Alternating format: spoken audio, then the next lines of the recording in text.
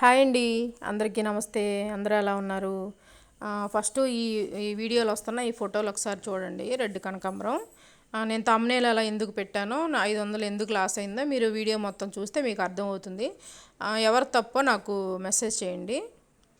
ఈ 2 మొక్కలండి మిగిలింది. 500కి నేను ఒక మొక్క అంటే వాళ్ళు ఒక 4 మొక్కలు పువ్వుల మొక్కలు కాంప్లిమెంటరీగా పంపించారు.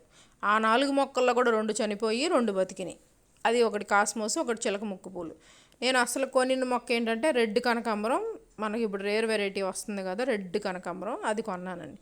అది కూడా యూట్యూబ్లో షార్ట్స్ చూసి నేను అట్రాక్ట్ అయిపోయి నాకు ఆత్రం ఆగక, బాగుంది కదా మొక్క, హెల్తీగా ఉంది వాళ్ళు పెట్టిన వీడియోల్లో, నాకు కూడా సేమ్ అలాగే పంపిస్తారేమోనని నమ్మకంతో నేను కొన్న ఫస్ట్ టైం యూట్యూబ్లో వీడియో చూసి ఫస్ట్ కొన్న ప్రోడక్ట్ అదే, లాస్ అయిన ప్రోడక్ట్ అదే. నాకు ఒక పెద్ద ఎక్స్పీరియన్స్ అండి ఇది, పెద్ద ఎక్స్పీరియన్స్. ఇంకోసారి రెండోసారి ఇంక ఇలాంటి పనులు చేస్తాం మనం.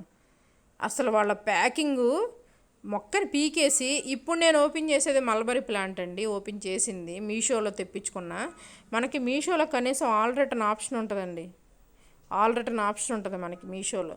మొక్క ఇరిగిపోయినా, మొక్క డ్యామేజ్ అయినా, మళ్ళీ వడిలిపోయినా, ఏమన్నా ఆల్ రిటర్న్ ఆప్షన్ ఉంటుంది. వీళ్ళ దగ్గర అది కూడా లేదండి. మొక్క కాస్ట్ ఎంతో తెలుసా అండి? 350 మొక్క కాస్ట్, 150 డెలివరీ ఛార్జెస్ అన్నారు.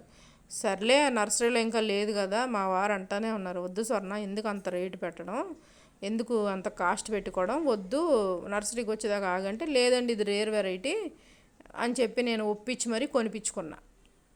అది ఎలా పంపించాలి వీళ్ళు ఈ ప్యాకింగ్ చూడండి ఎంత బాగుందో. వీళ్ళు పేపర్ కప్లో పెట్టి మట్టి అంతా వేర్లు నిండా మట్టి కప్పి పెట్టి పంపించారు. వాళ్ళు ఎలా పంపించారో తెలుసా?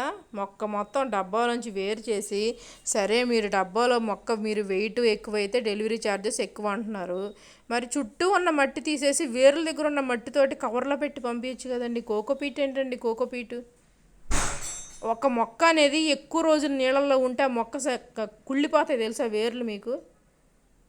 ఒక మట్టిలో బతికే మొక్క, నీళ్ళల్లో బతికే మొక్కలు ఎలాగైనా బతికేస్తాయి. ఒక మట్టిలో ఉండే మొక్క కనుక వాళ్ళు కోకోపీట్ కవర్లో పెట్టి నీళ్లు జల్లేసి పంపించేస్తే అన్ని రోజులు ఆ వేర్లు కుళ్ళిపోకుండా ఉంటాయండి. అది అక్కడ డెలివరీలోనే డ్యామేజ్ అయిపోయింది మొక్క, అది నిద్రావస్థలోకి వెళ్ళిపోయింది. నా దగ్గరికి వచ్చి నేను కుండీలో పెట్టాక రోజు రోజు చనిపోయింది.